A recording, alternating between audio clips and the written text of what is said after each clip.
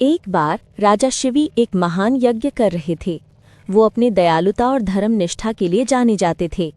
तभी कहीं से उड़ता हुआ एक कबूतर आया और डर के मारे सीधे राजा शिवी की गोद में छिप गया।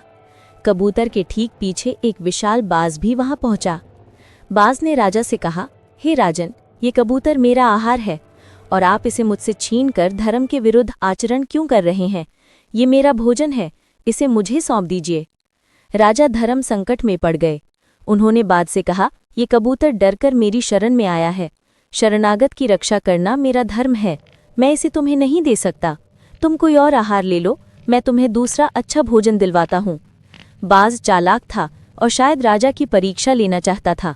उसने कहा, राजन, यदि आपको इस कबूतर से इतना ही प्रेम है और आप अपना धर्म नहीं तोड़ना चाहते, तो आप इस कबूतर के वजन के बराबर अपना मांस काटकर मुझे दे दीजिए। इससे मेरी भूख भी शांत हो जाएगी और आपके धर्म की भी रक्षा हो जाएगी।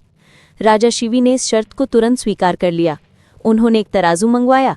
एक पलड़े पर कबूतर को बैठाया गया और दूसरे पलड़े पर राजा अपना मांस काटकर रखने लगे। मगर ये क्या, राजा जितना भी मांस काटते, कबूतर का पलड़ा हमेशा भारी रहता था। राजा ने अपने शरीर का काफी मांस काट दिया, फिर भी कबूतर का वजन पूरा नहीं हुआ। अंत में राजा ने स्वयं ही उस तराजू के पलड़े पर बैठने का निर्णय लिया। जैसे ही राजा शिवी स्वयं तराजू के पलड़े पर बैठे, कबूतर और बाज दोनों अचानक गायब हो गए।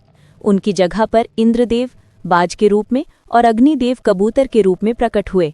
देवताओं ने बताया कि वे राजा की दयालुता और धर्म के प्रति समर्पण की परीक्षा लेने आए थे। राजा शिवी इस कठिन परीक्षा में सफल हुए।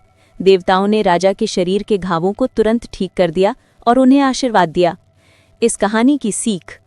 इस कहानी से ये शिक्षा मिलती है कि शरणागत की रक्षा करना और धर्म के मार्ग पर बने रहना मनुष्य का सबसे बड़ा कर्तव्य है, भले ही इसके लिए कितना भी बड़ा त्याग करना पड़े।